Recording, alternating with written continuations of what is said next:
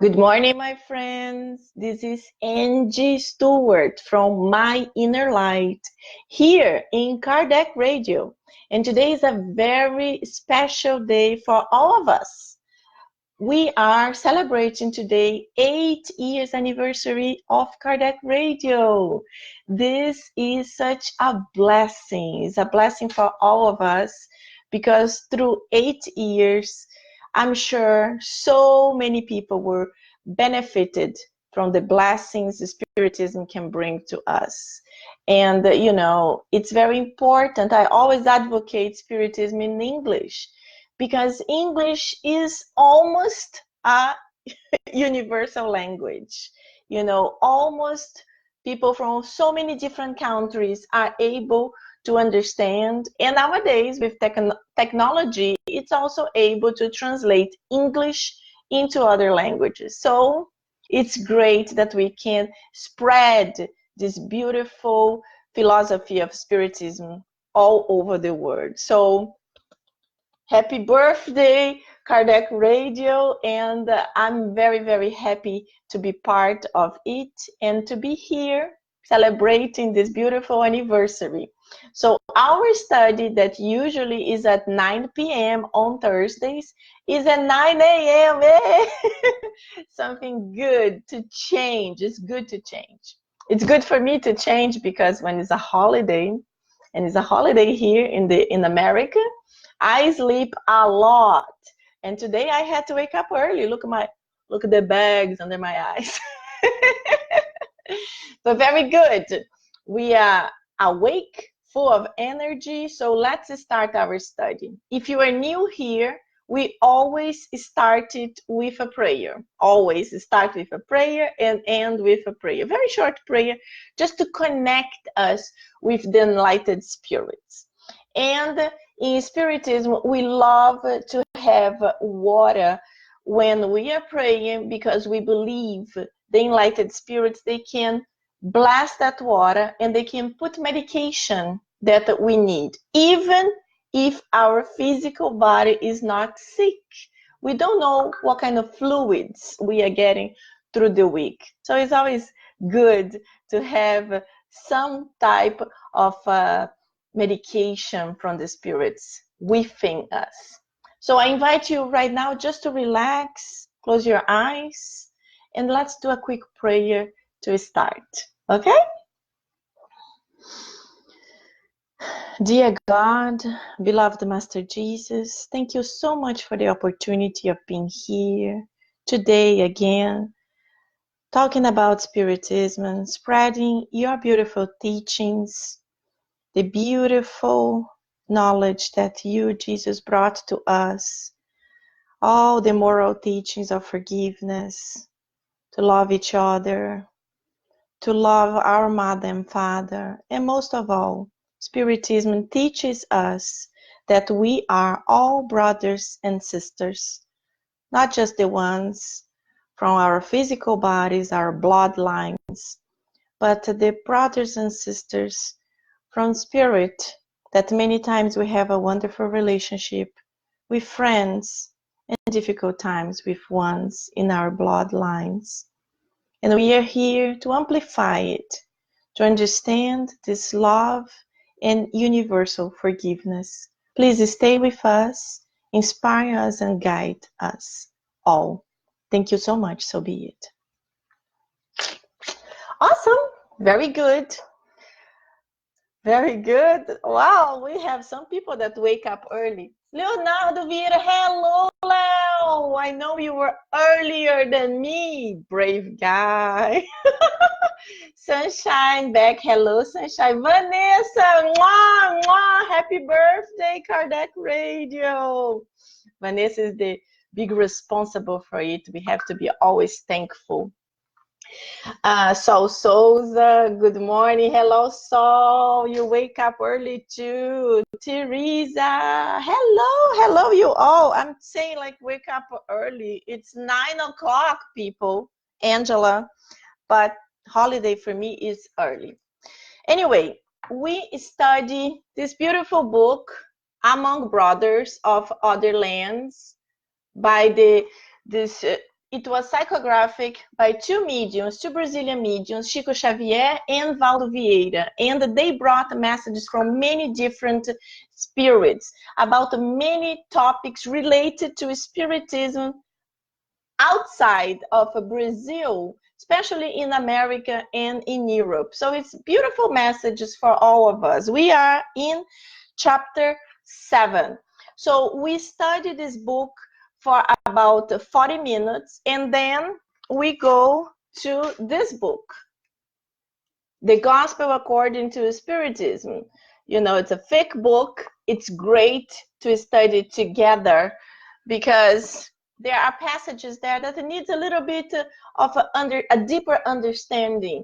And I invite all of you to put your comments or questions or anything so we can make it a little bit more dynamic, not just me, but I can read whatever you guys are saying and we can comment about it, okay?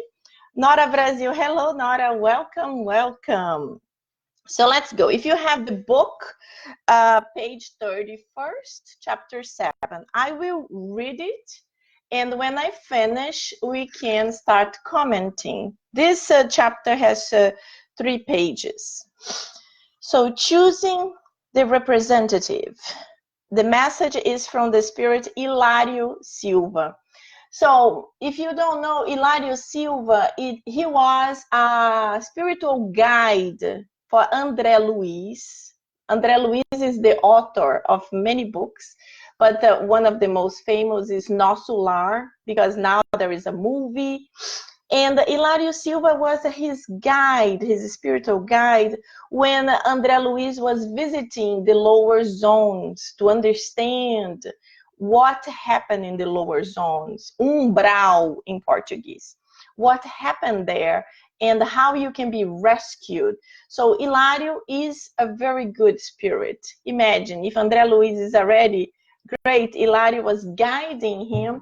He also have a very good level of knowledge. And he tells us this story. Thomas Foster, the main medium of the Spiritist institution in Washington, was a demanding veteran. He wanted to send a representative of the group to a certain event of doctrinal studies in Chicago. However, he did not want to send someone without thorough selection. I want a pure element, an absolute pure, a perfect Christian, if we can say so, said Thomas Foster while pointing his finger as a conductor using his baton. But, replied Boland, Foster closes fellow. You cannot ask for the impossible. Spiritists are men and women who make efforts towards their own moral improvement. Let us look for a person of simple habits without worries on sainthood. Foster grinned, but he would not give in. Maybe it's a demand of mine, but we will not send any one of the fellows I know. Wow. And in a rigid burst, even I, myself, don't feel that I am not up to the task. I take care of too many material businesses, and I, therefore, want that our Spiritist Center be represented by a complete Christian Spiritist, someone humble, knowledgeable, who loves the suffering people and is absolutely apart from the earthly illusions. Boland observed smilingly. I can imagine Boland. That is a way too hard. Where will we find this rare bird if we are too far from heaven? Foster remembered that during the last 4 Sunday meetings, while he gave talks on the gospel, he saw a man seated in the last row who seemed very sympathetic, although he never met him. He had serene eyes and seemed to be very considerate and elusive to any idle conversation. After a brief comment, Foster concluded, "He seems to be the ideal man. If he is a true spiritist as he seems, in his attitude, he will be appropriate representative. He will be the appropriate representative." Foster and Boland agree upon approaching that man at the next Sunday meeting. On the appointed day, there was the unknown attendant. While Foster gave a talk, Boland approached the man, asking for a few minutes of his attention at the end of the meeting. At the end of the Foster's lecture, the two friends approached the man. After the first question thrown at him, the man calmly answered, "Yes, I am doing what I can to be a spiritist." Foster kept asking, and he continued replying, "Do you have an active worldly life?" "Who am I, my friend? I am in continuous inner fight." Do you have do you devote yourself to those who suffer? My life is among those who weep. Have you then chosen the path of a Christian charity? Of course, my friend. Listening to afflictions and be with the ones in need of comfort is my common duty. And do you help all in your notion of social service? I must serve all, rich and poor, fair and unfair, young and old. I cannot make any distinction. Enchanted with the man, the old Thomas still inquired, "Do you do all that spontaneously?" The unknown man smiled and emphasized, "Well, not exactly. If I could, I would party and have a break of so much suffering and tears." Then Foster go to know that the man worked in the former Fort Lincoln and used to be a grave digger. Washington, D.C., United States, June 9th, 1965. So, a very interesting message. And as you can see, the man was describing his daily life and his daily trouble and the daily things he did because of his job. But he was a spiritist. But because of his job, imagine, he was a grave digger. So he was constantly dealing with people that are suffering, people that are burying their loved ones. So he was there and he was hearing the laments of people. People like, "Oh, I wish I could have said this to him, but now it's too late." So we don't know what was it, but he was dealing with it. So when you go through the answers, he's saying here, for example, listening to afflictions and be with the ones in need of comfort is my common duty. So it was his job. He had to be there. He was being paid to be there. Yes, he might be feeling compassionate for the suffering of the people, but he was doing this because he was receiving a salary. So what can we talk about this text, we have to go back. The title, Choosing the Representative. This happens all the time with us when we think, oh, I'm not doing a good job. I'm not doing such a good job. But there are people who are doing much better job. Yes, it is. It is true. And also, it is true that some people are more experienced than us, physically talking, because they are older and they have more experience, but also spiritually talking. We know we were all created simple and ignorant, but we were created in different periods of time.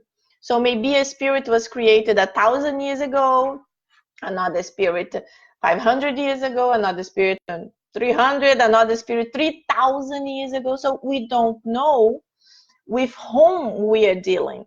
And of course, the spirit who is older, exactly like on earth, when we get older, we experience more things. We understand certain things that when we were young, we couldn't. And many times we say, oh, I wish I could go back in time with the knowledge I have right now. It would be so good. And it's true, because the knowledge we have right now would make us to avoid many problems from the past, many silly discussions or issues we had that nowadays we understand they were not important at all. And when we bring to our time nowadays, so many friendships are being destroyed because of different political views, because of a different points of views in many areas. People are so narrow-minded. They start thinking they are the only ones who have the right understanding, for example. And then they shut down their friends. And the same thing happens with their friends.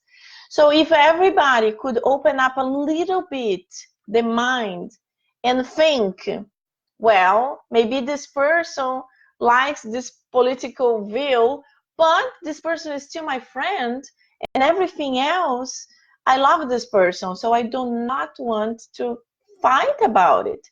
Would be so much better. But unfortunately, we are still in this difficult period of time that we have to learn. We have to learn so much, and it's so hard for us to learn. So, Marielos, hello, Marielos. Good morning. Good morning.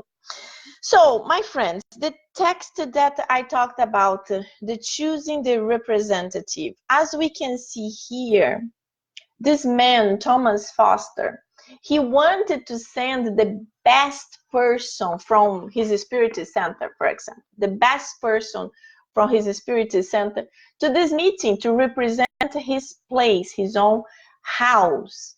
So he was searching for this perfect person, you know. He's searching for this great man or woman that's very charitable, that has a lot of knowledge of Spiritism, that understands that you have to work to the benefit, not just of your own benefit, but the benefit of others. And he keeps searching. And he even says that he himself cannot go because he doesn't think he's up to that task, such a difficult task. So this reminds me also the Gospel according to Spiritism, where there is a chapter that you talk about the good person and the good spiritist. So in this chapter describes all the characteristics of the good person. So when we start reading the characteristics of the good person, we look like, wow, it's very difficult. Let me see if I can quickly find it here in the gospel. Of course, every time I want to find something, I can never find. So if any of you know exactly where it is, let me know. I believe it's chapter 5. Let me see. I don't want to lose time searching for it. But the characteristics of the good person is the good person is very calm, is very good, is polite, is very forgiving, is always helpful, never goes into some kind of a fight because understands the other person must have a reason that she cannot understand, forgives everyone. So when you start reading, you're like, this is a miracle person, because on earth right now, who is the person that can be always in this elevated level of goodness? We can think that we have this elevated state of goodness sometimes, sometimes, like when you are having a very good day, everything is good, everything is going smooth, so you feel, oh, I'm a good person. I did some kind of charity, my son was like nasty and I was able to be calm and think he's not having a good day. My boss was crazy and I was like, oh, don't worry, he is such a great person. So we have moments of being a good person, but on earth, on earth we are like this. We go down, we have fights, we get angry, we do crazy things, and then we come back to our normality, and then we have our great days when we do a lot of charity, we talk to friends, we help people. We are like so we are like this in this roller coaster. But one day we will arrive to a point that we will get out of being down, and we will be always above the medium level, will be higher. So we know about the energy. So we know also about good fluids. So everything is good and positive, is more elevated, is lighter. It's like, remember when you feel good about something, you feel so light, you feel so happy, everything's good. Like, for example, here in Miami, you are at the beach looking at the beautiful ocean, the sun, the palm trees, and you're just like, ah, life is so beautiful. So you are like in a state of blessing, if I can say that. But then when you go to traffic, and cars are driving like insane and everything is going like a wild, you bring your energy down, and you get like angry, you get frustrated, and you connect with that lower energy, and you start like you want to fight, you want to be like the others. That's why it's so good when you are going through a moment of stress, when you are going in a situation that's not negative, not positive, prepare yourself. So if you know you're going to go in traffic and it's going to be crazy, do a little prayer, do a short prayer to connect to yourself with the good spirit so you can calm down. And whenever the situation comes, you are already good. You are not going to connect. I always say to people also that drive a lot, because, yeah, here in Miami, California, many places you have to drive all the time. Listen to a good talk. You have Kardec Radio. There are so many beautiful studies of so many beautiful books and lots of different speakers, and you can listen without stop. And nowadays there are so many great tools. You can just Google, put on your phone, and then you go listening. So you are connected with something very positive, with something good. It helps you. In New York, I lived there for so many years. In New York, I never left the house without a good book. And I was, every time the subway ultra crowded and I had to be there like for 1 hour, I had my book. So, one hand to hold, standing, of course, and the other hand, reading the book and managing to change the pages. It always helped me, and it helps all of us. But coming back to the good person. So the good person has all these unbelievable qualities, but there is even further, the good spiritist. So the good spiritist is the good person plus the spiritist teachings and knowledge. So what we learn in spiritism, so many things, so many things. But the basic thing we learn is that it's very important to be charitable. It's very important. You can't be materialistic in a sense that everything you have is mine, mine, mine. So you have to be detached from these things, and you have to understand you are here to help others. If you are being helped from God, if you have a good situation, even if it's more or less, we know of people that are very poor, very humble, very simple, and they always help others. So don't think you need to be rich to be able to help others. No, we can always. Doesn't matter the situation, we can always help others. So Spiritism teaches us also about the law of reincarnation. We understand we are here in this life, in this physical body, but we understand this physical body had many other experiences and will continue having. So when Angela in this body dies, Angela will come back. Will come back again. Yes, I will come back, a baby again. I probably will not be called Angela. I will be called something else. And I might not be born in Brazil. I will be born in other country, to be able to experience more, to learn more. And this is a blessing. This is a blessing because this is what will make our family universal. And just as you can relate probably. For example, I speak many languages. Why? I never studied those languages, but those languages came from my memory. So I know I lived many times in those countries, because how can I remember it so quickly? How can I hear somebody talking and I could learn? I could just take a book, look at the words, and like, I know it. So this is something that was in my memory, and I just remember. So in my next life, if I go to a country that does not speak Portuguese or does not speak English, and I see it, I will have it in my memory and I will remember.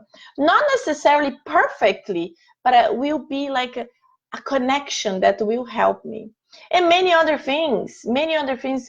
Reincarnation explains so many things that I couldn't understand when I was a Catholic, for example. I remember talking to a priest and being very upset because he could not explain why there were so many suffering, especially with children. Why children had to suffer. Because, I knew babies that they were born with terrible diseases, and I wanted to understand why God was doing it. And the only thing the priest could explain was only God knows. Now I understand. Now I know only God knows. But Spiritism brought me the understanding that we are the masters of our lives. So whatever we do of good or of bad, we will face the consequences. This is also a law that we respect and follow, the law of action and reaction. So whatever we do, there will be consequences of it. So let's try always to do something good, because the consequences will be good, will be positive. So this is the difference of the good person and the good spiritist. And in this time, I was doing the gospel at home with my husband and my son, and we were studying this chapter. And I was explaining to my husband, well, yeah, it's hard to be a good spiritist, because it's already hard to be a good person. Imagine to be a good spiritist. And I remember he said, wait, but the book is saying the most important thing is that the person is making efforts to be a good person. And then I was like, wow, he was really paying attention, because this is true. We can't be perfect right now. It's very difficult. And there are people that, for me, they were perfect, or they were close to the perfection that I understand. But we have to understand this perfection is always relative perfection, because there is no perfect person, but there are the ones that are very close to it. For example, our international model, Mother Teresa of Calcutta, she is a very close model of this type of perfection. So we can imagine she was always very charitable, very loving, working so hard towards the others.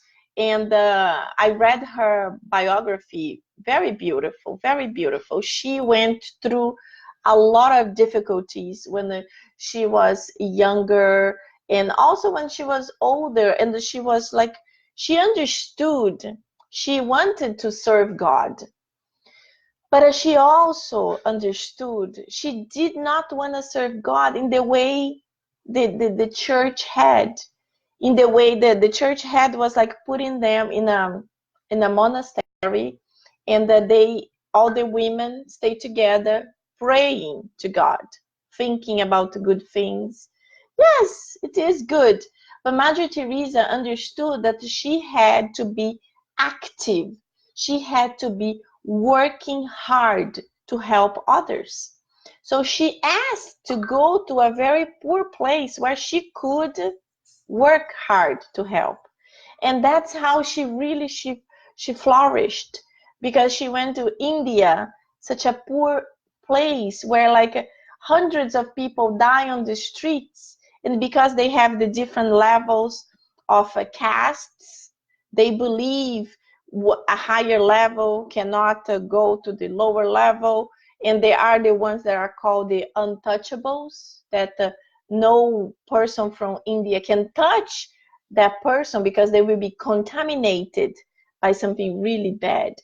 So these things in India, they were really bad, making people suffer even more. And Mother Teresa was there, helping all of them, giving love and giving everything she could collect. So there is a funny story that Mother Teresa, whenever she met someone, she always complained about her bed.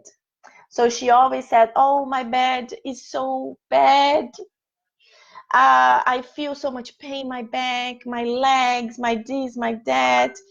And people were extremely compassionate and connected to Mother Teresa. So they were like, Mother Teresa, do not worry. I will buy you a bed. What kind of bed do you need? And then she gave the description, and the person sent a bed. And then Mother Teresa was very happy about it, and the person was very happy. But then, pass a little bit of time, the person, imagine, the person wanted to find out about the bed. And Mother Teresa, most of the time, she used to give the bed to poor people, or she used to sell the bed and get the money from the bed to feed the poor people. So she was so amazing that she knew that if she asked money to feed the poor, for example, probably the person wouldn't do it. But if she asked something for herself, the person would feel the urge, the need to help her. And then she got like thousands of beds, and she converted this into lots of food and lots of help to many people that had absolutely nothing. So she was really an active member of Jesus, if we can say so. So she, for me, she's one of the very, very uh, good people, very close to be perfect, even if she's not perfect. Another person is also the Brazilian medium Chico Xavier. So if you are not familiar with this man, he was born in a very small city in Brazil, very simple, very poor family. His mother died when he was very young. His father was always traveling. He was a medium. He saw spirits from very young age, and nobody could understand him. Everybody thought he was weird. His whole family was Catholic, so the priest used to make him to pray all the time, and he had to go in even one time in a procession through the city with a huge stone in his head. So in their mind, in their understanding, he was doing something not good, something evil, and the priest wanted to help him. The priest actually loved him and couldn't understand why such a good boy was always saying weird things. But it was not weird. The boy was just seeing spirits. And I know nowadays it's very difficult to people to understand mediumship, but this mediumship is a very common thing all over the planet. And the mediumship does not select race, religion, level of society, color, nothing. Mediumship is everywhere. It's not just so well known because the people who are actually mediums, most of the time, they hide it. Because most of the society think these people are freaks, they're crazy, schizophrenic, or whatever. People who have it, they don't talk about it. They hide, they pretend it's not happening. And many times it's really like a disturbance to these people. So they go to psychiatrists and they start drinking medication. They drink a lot of medication because they believe they are getting crazy. So one day when Spiritism's brother will bring the understanding that the mediumship is a blessing. It's a blessing. It's a blessing for you to be able to see the life goes on. So after this physical body dies, my spirit leaves. My spirit will leave. So we will be able to have this easier connection. But to understand this, you need a little bit more little bit more time. Mediumship is not only in Spiritism, it's everywhere. But I talk about Spiritism because in Spiritism, it's very common. When somebody say, I'm a medium. Oh, okay, sure, me too. So it's like, it's nothing really like, oh, really? Do you go to a doctor? Do you see dead people? So in Spiritism, it's normal. It's normal. And we actually work in the benefit of the spirits in ourselves. We have spiritist meetings that are called mediumship meetings, where the mediums go there and they talk to the spirits and they help them.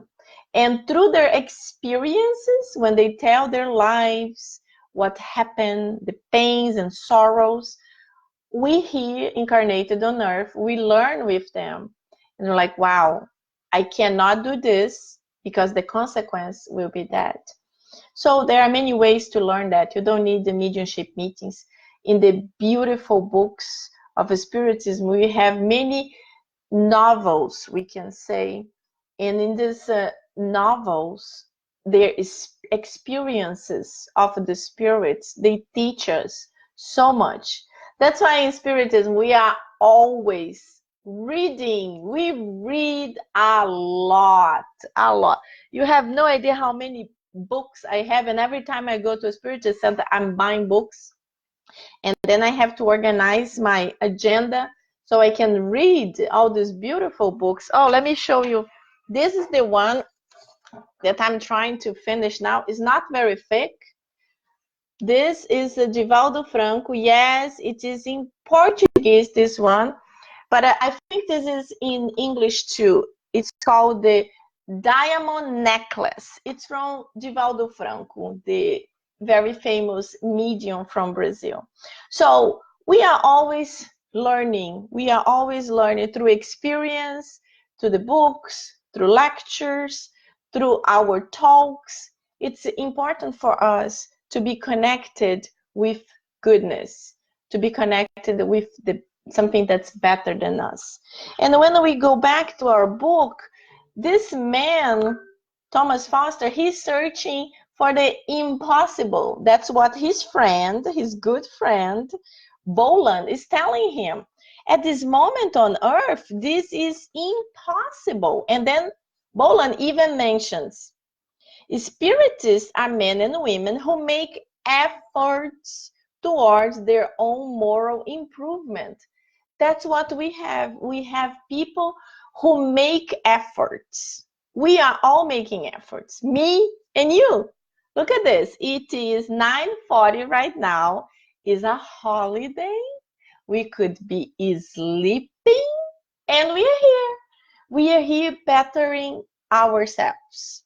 We are here listening something positive. So when we go out, when we walk on the streets, we will have this positive energy within us, and we can spread it.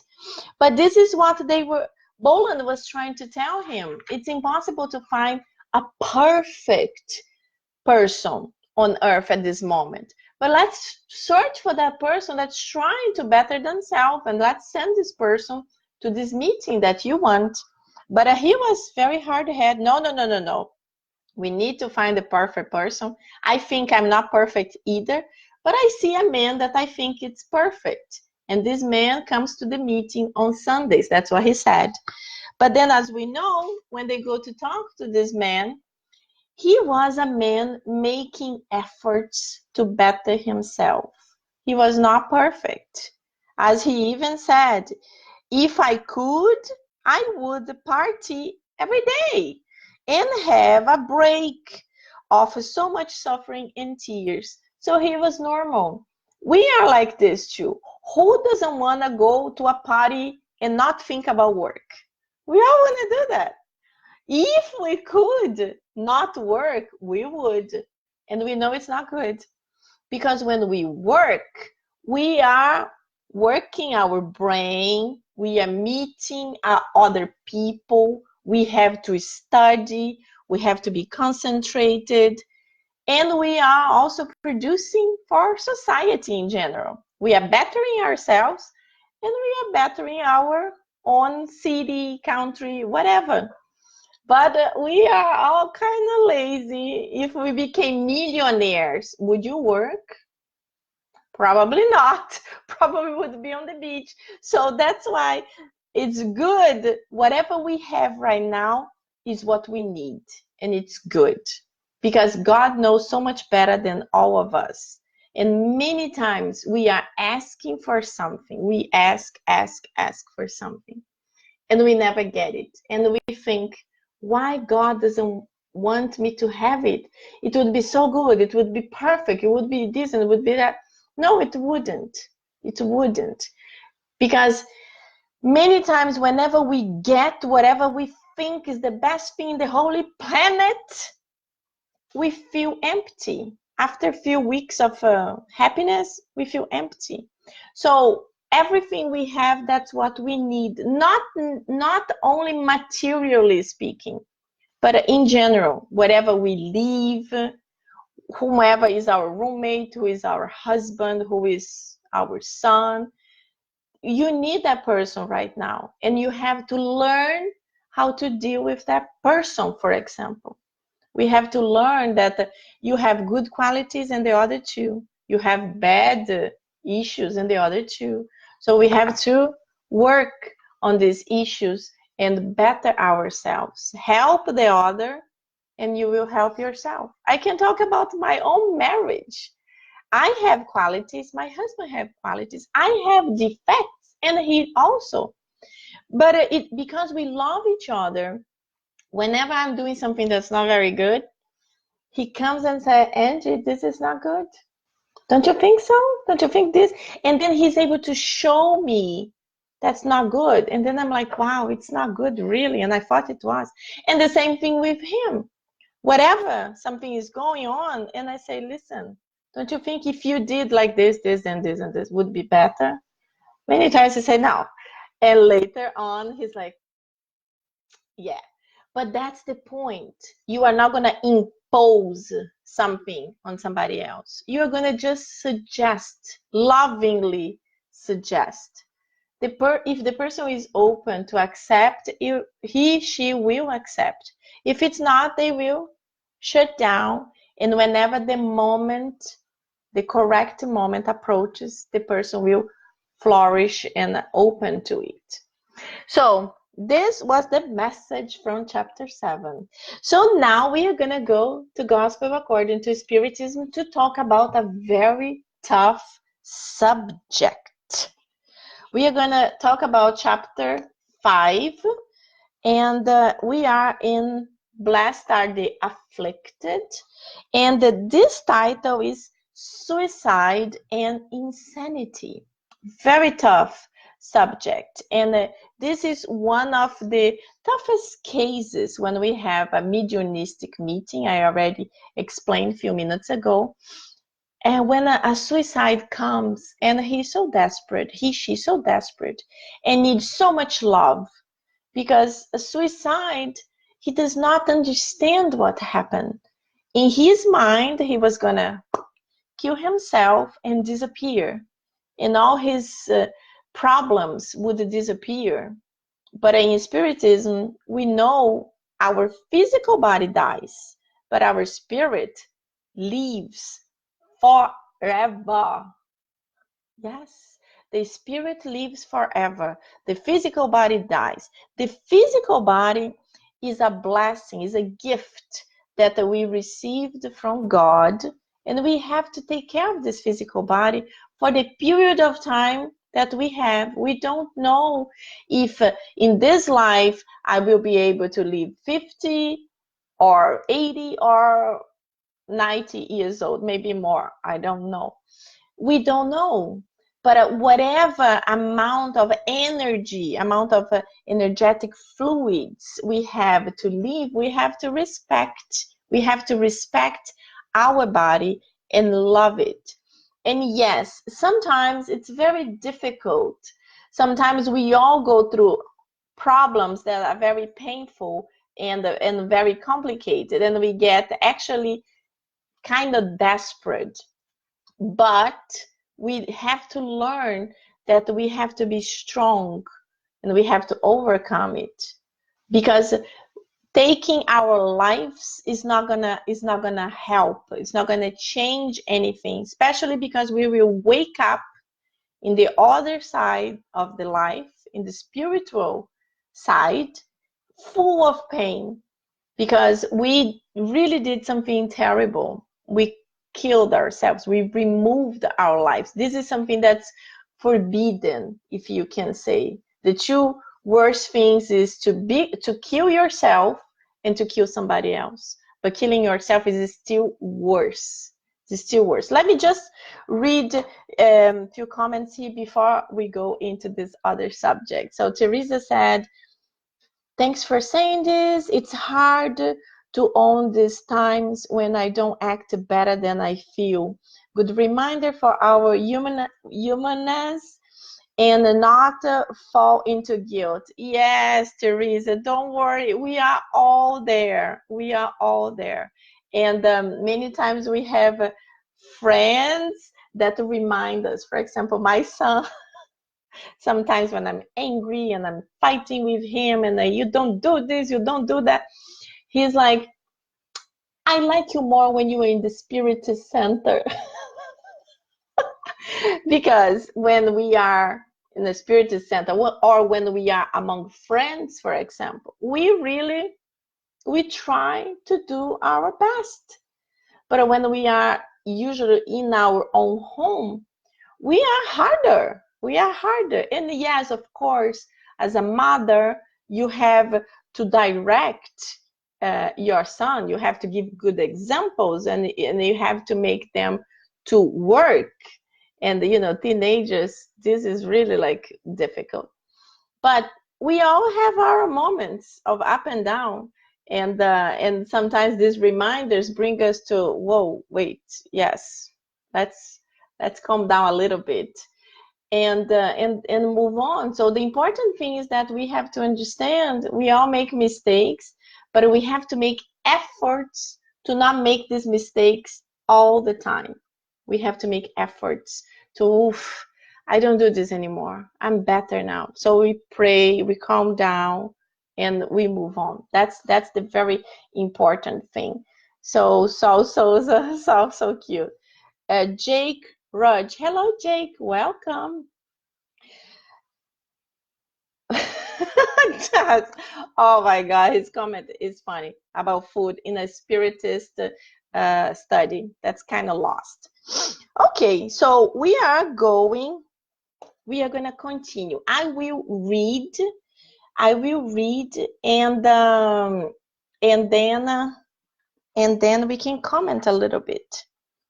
So I will read just a few parts so we don't waste so much time on it. But it's a very tough subject, so it's good for us to understand. So let's read the 14. If you have the Gospel according to Spiritism, is number 14.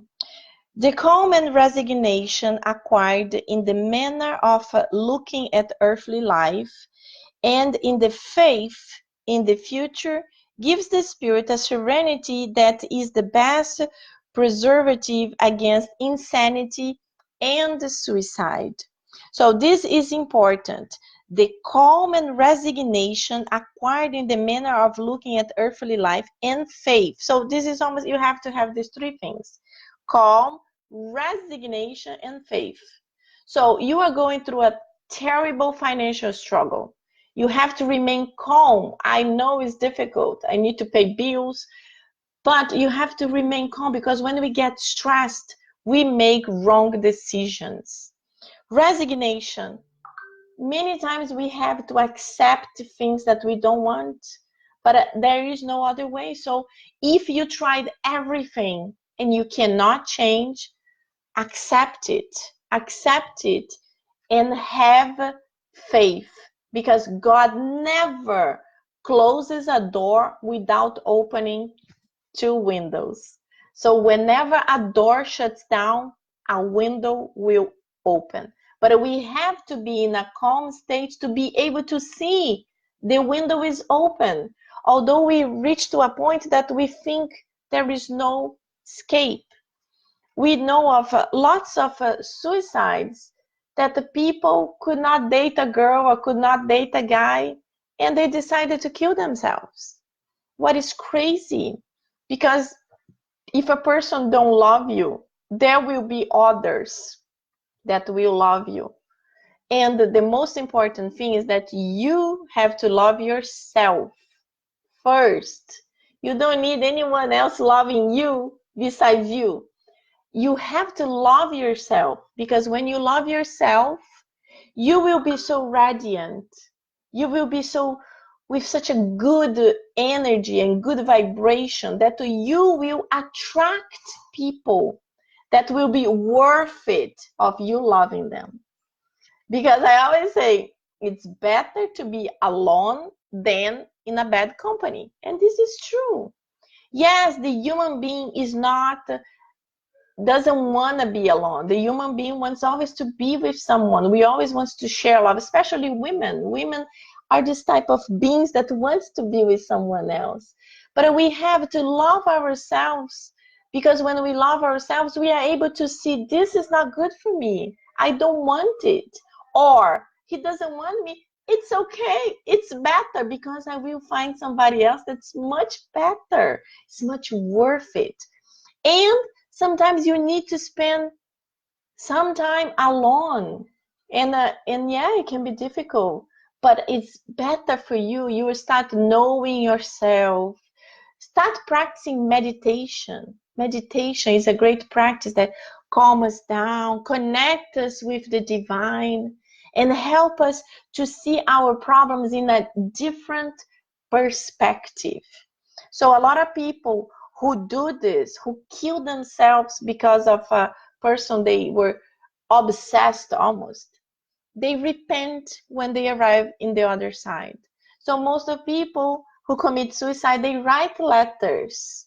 It's almost like 90%, maybe even more, of people who commit suicide write letters. And in the letters, they put the reasons why they did that. And it's sad when you read letters of the people they loved. They say, oh, I'm killing myself because you didn't want to date me, or you didn't want to marry me. My life has no meaning. What is terrible. And a lot of times the person who was the aim, the goal, can care less because the person was not connected to him. So he killed his life, and that person moved on. That person married somebody else and forgot about it. So life is a gift given from God, and only God can take it back. That's why we cannot remove our lives, because we will be really cutting our fluidic energy before the time God gave us. And this is really, really bad. So we have to be very careful. But if we could follow this, to be calm, resignate, and have faith, things would be much easier. So he continues, in fact, it is certain that most cases of insanity are due to the troubles produced by the vicissitudes that the people do not have the strength to bear. So that's what I'm just saying. You know, you love someone and you are not correspondent. You go into a terrible financial crisis and your whole family depends on you. So people cannot bear that and they get desperate. So the number 15, we see that the same applies to suicide, except for the suicide committed in a state of intoxication or insanity, and which we might call unconscious. It is certain that whatever may be the particular motive, it always has discontentment as the cause. So in this case here, the person was intoxicated and became kind of insane, let's suppose. So when you are intoxicated, when you are drunk, or when you are in drugs, many times you do things that you wouldn't if you were normal, in your normal state. Unfortunately, that's why a lot of people drink a lot when they go to parties, so they can dance or they can flirt with a girl they would like to date.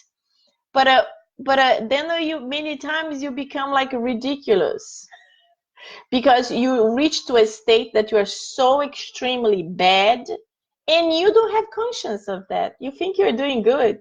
You think you're dancing beautiful, and everybody else is laughing at you. So not with you, but at you there.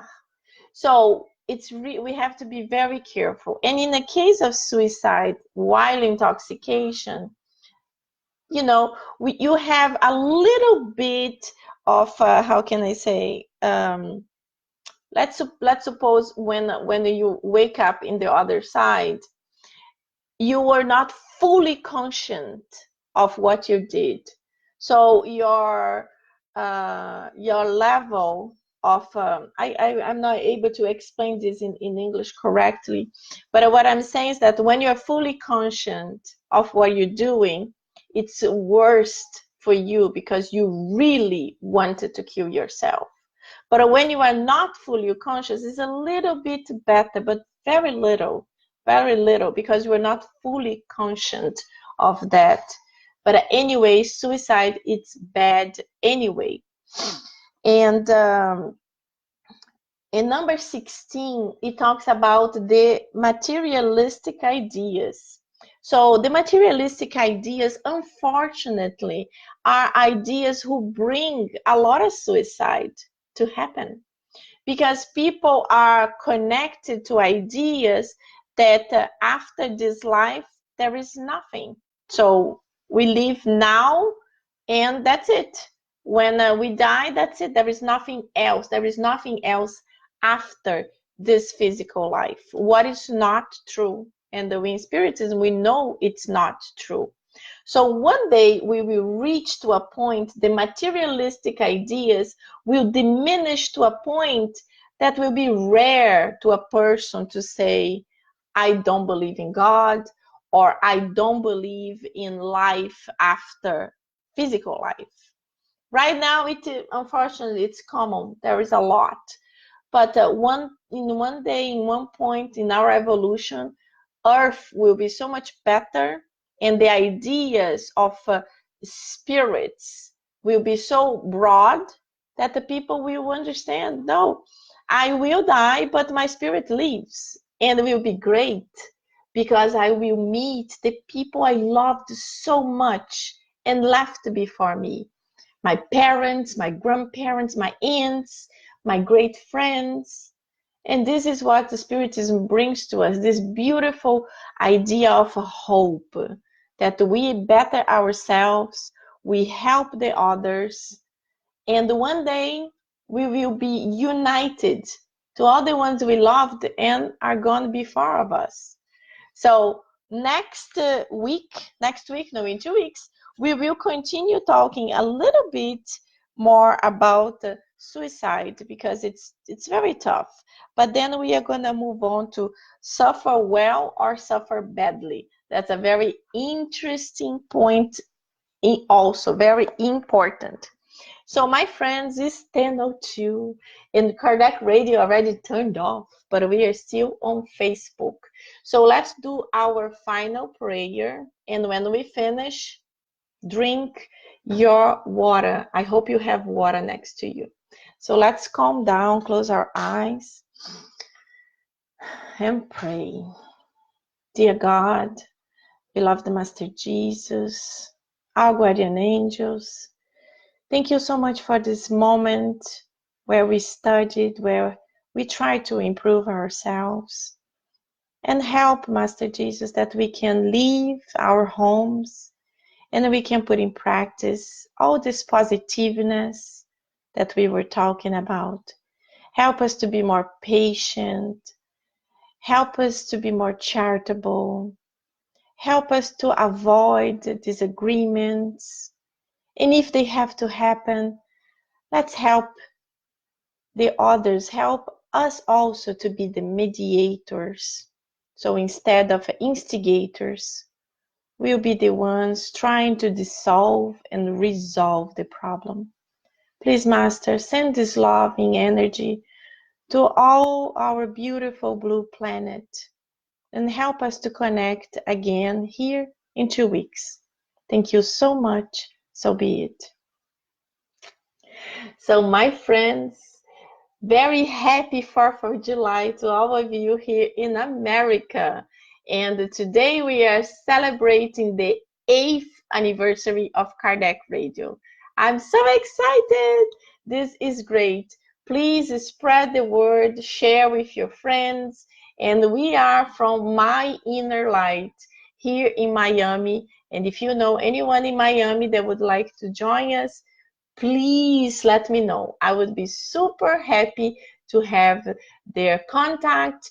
And we meet once a month in a park here in Coconut Grove area. Mwah! Love you all. See you soon. Bye-bye.